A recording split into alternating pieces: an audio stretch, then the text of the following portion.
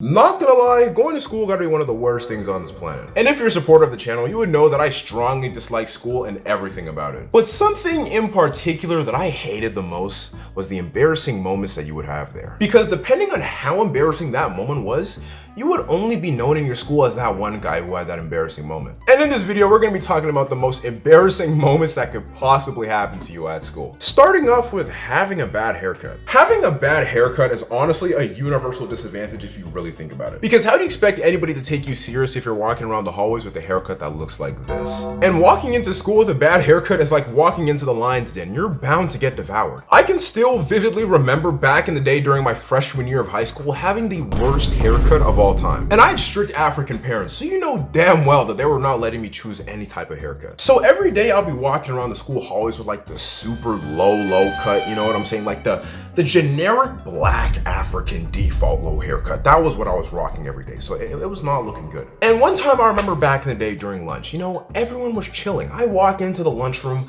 all my homies are just there chilling, laughing. I'm like, what the heck is so funny, right? So I walk to the lunch table, not thinking anything of it. And they're going absolutely ballistic. They're just flaming the heck out of some random bystander, some random white kid who's literally just minding his business, eating his peanut butter and jelly sandwich. They're just going off at him, right? Fuck no. Oh fuck no. You ugly as shit. You ugly as a bitch. You ugly as fuck, you nasty ass, dumb ass, retarded ass, pinto bean body built ass nigga. You nasty as fuck. Now I'm really gonna back your bitch ass up. So, you know, as anyone who was there spectating, I would laugh. And let me tell you something. Never, and I repeat, never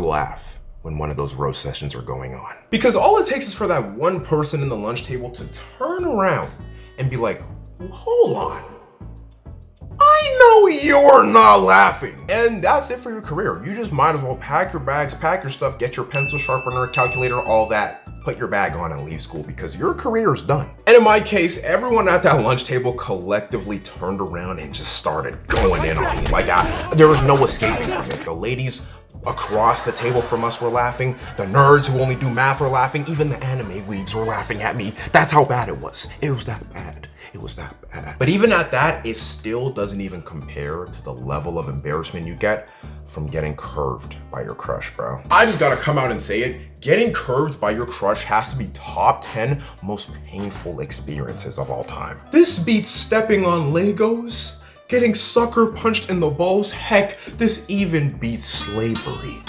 That's how painful getting curved by your crush in high school was. There was this one time during my senior year, right? There was this one girl and I was telling all my homies, I was like, bro, she kinda bad, you know what I'm saying? Like, I wanted it. I was very down bad, but continue. So all my friends were hyping me up like I was going into the fourth quarter. You know what I'm saying? They were giving me all types of motivational speeches, quotes, telling me, bro, if she curves you, it doesn't matter. That's her loss. You don't gotta worry about that. You know what I'm saying? They all lied to me, by the way. They all lied to me. So, you know, I walked up to the girl and I can't really remember word for word what I said, but it was something on the lines of this. Yo, T, we're gonna call her T for the video. Yo, T, let me ask you something. You know what I'm saying? You feel me? Like, I've been seeing you in the hallways, in the classrooms, and I'm like, you know what I'm saying? I just wanted to say, before I could even finish my sentence, bro, she looked at me dead in the eyes and said, sorry, I like someone else. No, I'm sorry. The level of embarrassment that coursed through my veins was unmatched.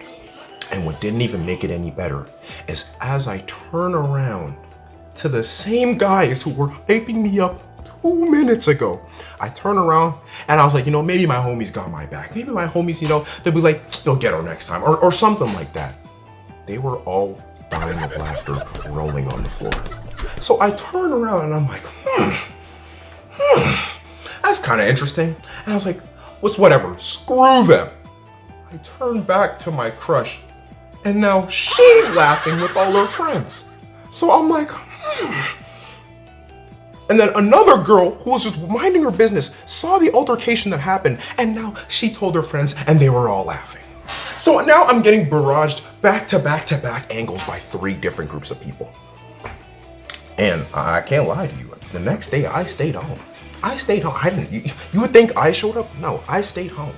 I decided to give myself 24 hours of recuperation time. I had to recuperate from what I just went through because the levels of embarrassment that I felt could really kill someone. Next up, you got taking a dump in your school washroom. And I don't know about you guys, but in my school, taking a dump in the washroom was like committing several criminal acts at once. It was worthy of the death sentence at my school. And in the past, I've told you guys that my washrooms in that school were dirty, dingy, and revolting all at once. So if you were to get caught using that washroom in my school, it was over for you. But I remember one time during my 8th grade year, and it was during lunch break, and I really had to use the washroom. And let me tell you something, when nature calls, nature calls. And prior to that lunch, I ate an entire McDonald's Big Mac meal, so you know I had to use the washroom. So I told the friends I had at that time that I'll be leaving the classroom. I was like, yo, I'm gonna leave the classroom for like 2 minutes. I'll be back. Don't even worry about me. It'll be like 2 seconds to you. So I left the classroom and I was practically sprinting towards the washroom. That McDonald's was not sitting right with my stomach. And when I got into the washroom stall, I was going crazy. Hey bro, I'm very lucky I survived from that massacre that happened on that toilet. I'm not gonna lie. I was just releasing bombs left, right, and center. It was very bad. And bro, just when I thought everything was going smoothly, just when I thought I could finish my business and go back to the classroom and keep playing Pokemon with my friends, the bathroom door opened. At this moment, it sent shockwaves throughout my body. My body was in a state of paralysis. That's how serious it was. My body was in paralysis. I could not move a muscle. My homie at the time, we're gonna call him R for the video. R decides to open the washroom door, walk in there, just to take a piss. He takes his piss, he's pissing. Bear in mind, I'm still as a statue. He's taking his piss and he walks towards the sink to wash his hands. So as he's washing his hands, I'm just praying, clenching onto faith that he just finishes and leaves the washroom and then I can just finish my business and go back to class. But he notices, and I don't know why that day, but I was wearing bright blue Skechers. And if you were in my class, you would have known it was me just off the color. You would have just known that I was in your classroom at that point. So as he's washing his hands, he looks underneath the stall and is like, yo, E-Man, are you in there? My whole body, I was stuck. I was like, do I make a noise? I was like, nothing. I didn't do anything. I stood still. I kept quiet and I was just praying he would ignore it and leave. So R, he asks again. He was like, yo, E-Man, bro, is that you? Are you in there? Again, I didn't say anything because I didn't want to get called out and it would have been bad. So a couple seconds pass and he walks out the washroom. So I was like, hey, thank you, God. I was able to finish taking my dump and I was about to finish wiping my bum cheeks. And as I was about to finish the last wipe, the washroom door opens and I hear about four sets of footsteps rush in that washroom with all force. And everyone's banging on my door. E-Man, are you in there? I was in shock. I was very embarrassed. There's really nothing I could have done. So, as any normal person would do, I finished wiping my bum cheek. I finished wiping, flushed the toilet, and I'm washing my hands. And as I stepped out of that washroom, they all let me have it. All I heard throughout my whole walk back to the classroom was, nah, this guy E-Man, E-Man's dirty as hell, I'm not gonna lie, bro. Nah, this guy E-Man's nasty. Ain't no way, bro was using the washroom. Say it ain't so. Say it ain't so. I was extremely embarrassed, and as I got back to the classroom, news spread out. So everyone in that classroom was calling me an African booty scratcher. I don't think you guys understand the level of embarrassment that was. News spread out so fast and like wildfire, it got to the 7th graders and the 6th graders. How? I don't know. I don't know how. And they were all calling me. I had 3 sets of grades calling me an African booty scratcher. And this was only in the 8th grade. This solidifies my hatred towards bathrooms. I hate school bathrooms with a passion. And lastly on this list, we got something that is crazy. We got beating in school. You see, if you've even beaten in the school washroom, you deserve jail time. You maybe even deserve the death penalty. I'm sorry. I can't even fathom why anybody in the right mind would even be in the school bathroom to begin with. Why? Why? You single-handedly gotta be the horniest person, guy or girl, ever to exist. It's that bad. And this experience that I'm gonna say, it doesn't even involve me. I was just there to witness it. That's why I had to put it in this video. This takes place during my freshman year of high school. I was in math class. It was just like any regular day. And I asked my math teacher, I'm like, hey, miss, can I please go use the washroom? I gotta go take a piss. And, you know, she let me go. So I end up in the washroom, right? I'm just doing my normal business. You know what I'm saying? Not really thinking too much about it. I just came here to piss and get out of here. So it was just another day in the office. So, you know, I'm taking my piss. And then as I'm about done washing my hands, I'm about to literally walk out the washroom, I hear...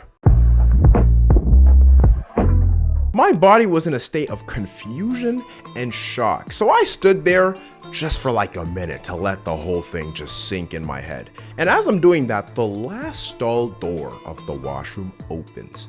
So as it opens, some white guy just walks out like nothing happened. I look at the white guy for 30 seconds. The white guy looks at me. We hold eye contact for like 30 seconds and we're just like, what just happened right there? You know what I'm saying? And he completely ignores all of that. He just walks towards me so nonchalantly, washes his hands, and then walks out. And I'm just there, standing. My hands are still wet. I'm just there like, bro, what did I just witness? And in his case, he wasn't embarrassed. This is like he does this on a regular basis. So he did it and walked out. I, the person who witnessed this, the amount of secondhand embarrassment that I felt violated. I was just like, damn, I really just went through that. I have to make a petition to get that guy locked up. I don't know where he is. I have not seen him since that day, but we need to get him locked up and studied by the FBI because I don't know how someone can just do that so effortlessly and walk away without being embarrassed at all. I don't know how me, the bystander, was embarrassed. It was a catastrophic level of secondhand embarrassment I felt. And I just pray none of you guys feel that. So yeah, this is the end of the video. Hopefully you guys liked and enjoyed it. I will be dropping a part 2 depending on how this video is received. And also if this video gets somewhere around, let's say, I'm gonna think of a reasonable number, like around 130 likes. If this video gets 130 likes, I'll drop a part 2 depending on how you guys liked it or not. Don't forget to like, comment, subscribe, put any video ideas down below. I would really appreciate it, just in case for future ideas or anything you would like. Don't forget to also join the Discord because the Discord is back up and is booming. It's a loving community. We all love and treat each other with respect, and also you get to talk to me. So it's just a win-win scenario, honestly. I'm so happy to be back. I'm not gonna lie. I really do appreciate each and every one of you guys. Those who stuck around for me, those who, I don't know, who just waited for the long period of time. We're back. The video content is going to be going crazy. That's all I'm going to say, but I appreciate each and every one of you guys. Thank you so much. It's been your boy, Human Exclusive. Stay healthy, stay blessed, and I'm out. Peace.